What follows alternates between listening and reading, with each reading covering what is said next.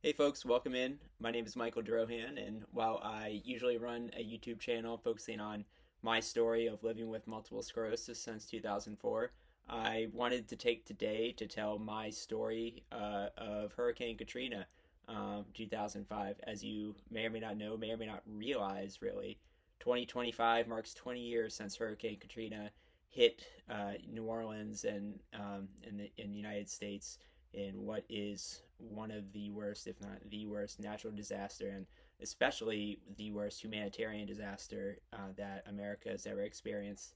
And I do have my own story related to Katrina. I just wanted to more or less record my story for posterity. It's been part of me and part of my storytelling in my life for 20 years now. I graduated from Tulane University in New Orleans in 2008, and Hurricane Katrina hit during my sophomore year of 2005. Um, I had just flown in the day before. My parents and my little brother had come down to help me move in to my first off campus housing that year. It's August 28th, 2005, the day before Katrina hit. We were just moving in and everything else. And my parents left around the late afternoon to head back to the hotel and take it easy. And I was gonna hang out with my friends and go out that night. So I'm in my bedroom unpacking everything, had the TV on, and had the local news on. And at around 8 o'clock, the weatherman came on and said, "Hey, it does look like we're going to be hit by Katrina coming through the Gulf." And so I called my dad at 8 p.m. and there was no answer. And I just said, "Hey, what do you guys think of this? It's looks like it is gonna hit." So I just continued on my night, continued to unpack, and eventually went out with people to the frats and the bars. And so I stayed out till 3, went to bed, and I get a call at 8 a.m. from my dad saying, "Hey, got a flight out of here. Pack a bag, and let's go." So after just unpacking everything, I didn't pack it all back up, but I packed what I thought I needed for a few days, maybe a week, and got ready for my dad. I think they came to pick me up probably around 11 a.m. and we started driving to the airport. Assuming this was the 29th. Yeah, we were on one of the last flights out of New Orleans. Like I was saying, we just left at around 11, drove to the airport, trying to cut through a lot of traffic. It was really hard. It was already jammed. Everyone heading on I-10 West out of the city, um, and towards the airport and beyond. So we got there, got through security and everything, got on the plane, and we hightailed it out of there. And looking back at it, I think that evening once we were back in Virginia, outside DC, turned on the news and they said they had stopped flying planes at around like 3 that afternoon. So we were literally on probably one of the last handful or dozens of planes to get out of there before they said no more. So we were at home. The next day, we went to our family's beach house in Bethany Beach, Delaware, and this was all, I believe, on a Saturday or possibly yeah. I think we flew back on a Sunday. Yeah. We flew back on a Sunday, the 29th when it hit, because then we next day we went to the beach on the 28th or 30th, sorry, and we're at the beach watching the aftermath on TV. Looked bad. People were already in the Superdome, and that melee had already started to unfold.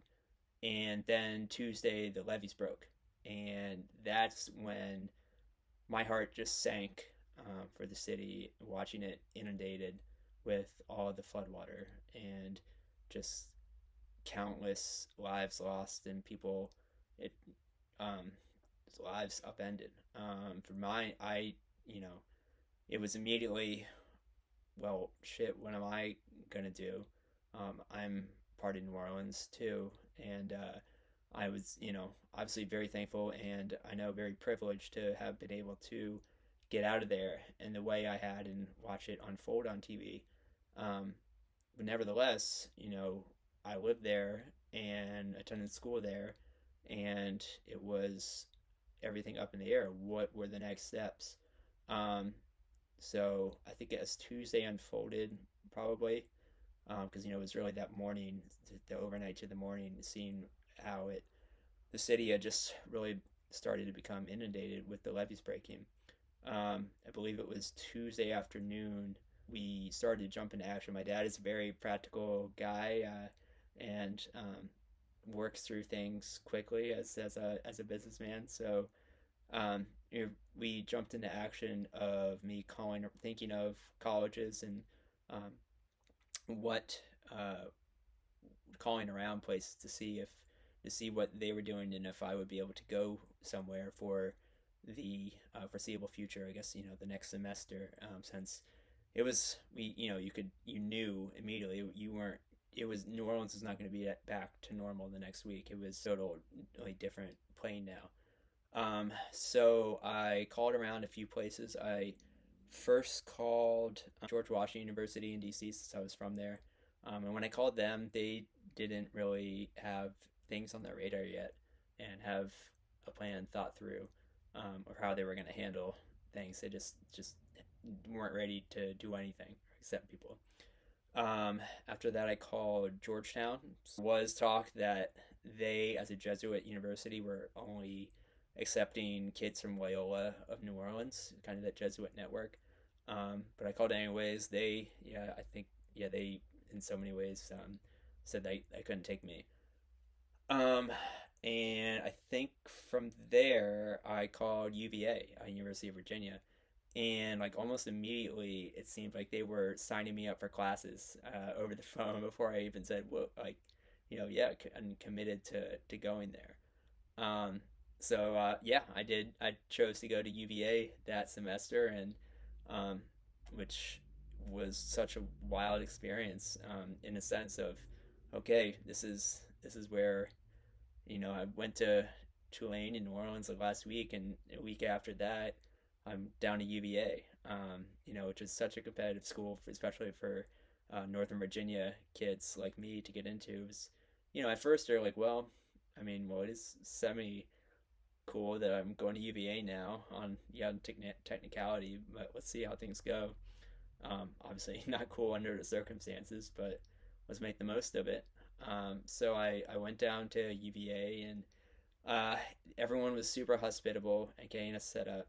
I found it, just a little bless their heart moment. They had made, um, toiletry bags, and things like that for kids going there. But looking around at, I think the majority of people there, it was, probably kids who went home, like me, to their families and homes for the last few days or week. But yeah, everyone was very hospitable and making us feel right at home. Got to pick up classes, and because they were in the same, I forget the same, I guess this like association. I think it's like Association of American Universities, AAU, maybe. A lot of our credits were guaranteed to transfer back. Ended up not being all credits, but most of them of mine I transferred back, so I stayed on track with everything to graduate. But yeah, they also, in terms of housing, they kind of stuck us around campus in random rooms. I was staying in a dorm called Gooch Dillard. It's really interesting about the dorm I was in. It was apartment style, so it was like I think 4 or 5 of us in this dorm, um, and it was me, another um, guy on his own. I don't remember his story. He was a nice guy, Steven something. I don't even think we're Facebook friends at this point, but a good guy. But the interesting thing was the other three were all UVA baseball players. And what was especially cool on that is one of them was Sean Doolittle, who went on to have a career in the MLB as a closing pitcher, uh, most notably with the Nationals, Washington Nationals, and was on their uh, World Series winning team. So know then who's going to do what for the rest of their career and lives. So that was pretty cool. Oh, another sort of cool thing that happened for Katrina kids was that we got a private after hours tour of Monticello, Thomas Jefferson's home in Charlottesville. And it was led by none other than John Grisham, the famed author. He lives in Charlottesville, so he was. I guess he said, "I'll give everyone a tour." So I do remember I was able to ask John Grisham a question. I kind of knew the answer to this, but I just kind of wanted to throw the question out anyways. I asked Mr. Grisham, what kind of books did Thomas Jefferson read when we were in Jefferson's library? And John Grisham answers, Jefferson didn't really have time for fiction. He found the real world much too interesting. And so I got that highfalutin answer from John Grisham about Thomas Jefferson's reading habits. So it's always a core memory. But like as the semester drug on and it got colder and icy and everything else, it was definitely I was definitely ready to return to Tulane in the spring when they announced that Tulane would be back open. I couldn't wait to get back down to New Orleans and continue to live out being a Tulane student and more importantly, to be honest, a New Orleans resident. When we returned, it took a while for the city to come back, and it was definitely a changed city. The spirit was still there, and that's the most important thing.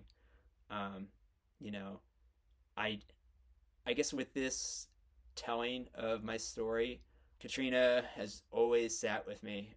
There's a new documentary on Hulu of a 20-year Katrina anniversary, and even just watching the trailer, it triggers me in a way where I might watch it, but I kind of have seen it all, and I'm not quite sure what I'm going to gain from it at this point. I hope a lot of people do watch it who are too young to remember Katrina when it happening in real time, or just weren't able to pay attention to it the same way I was forced to.